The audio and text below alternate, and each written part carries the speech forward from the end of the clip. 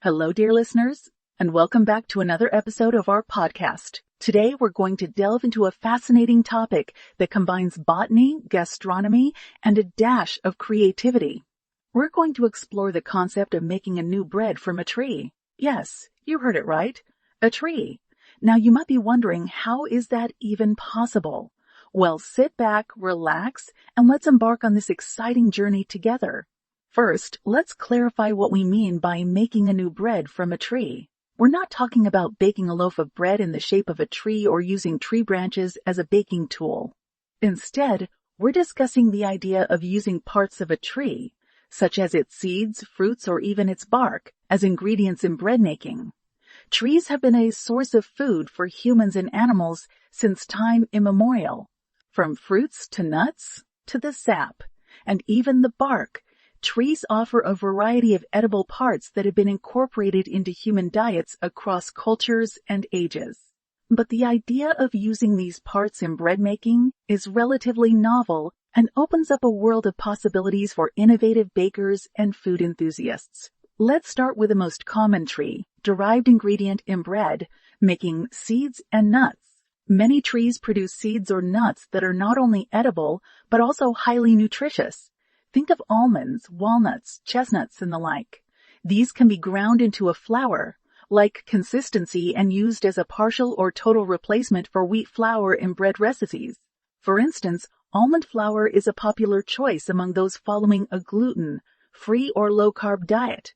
It lends a rich, nutty flavor to the bread and is packed with protein, healthy fats, and other nutrients. Similarly, chestnut flour can be used to make a sweet, dense, and slightly crumbly bread that's perfect for the holiday season.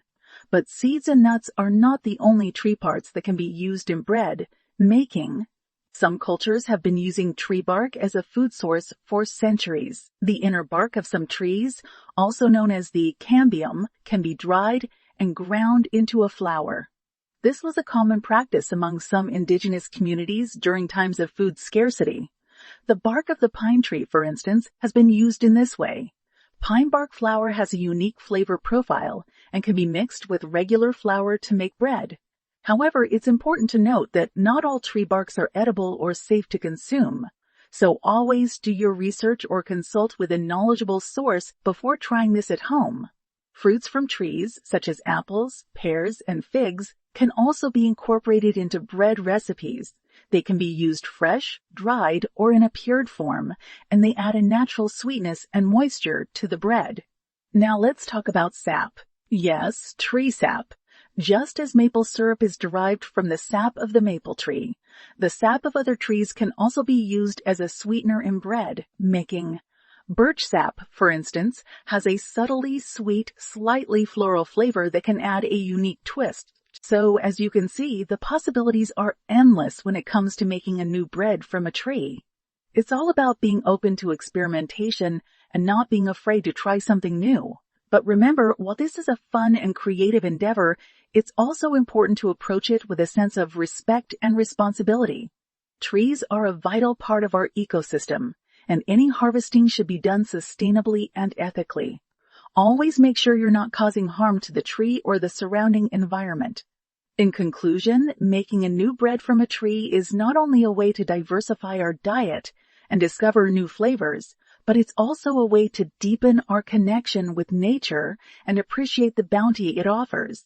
So, the next time you're out for a walk in the woods or in your local park, take a moment to look at the trees around you. Who knows, you might just find your next favorite bread ingredient. That's all for today's episode, folks. I hope you found it as fascinating as I did. Until next time, happy baking and tree exploring.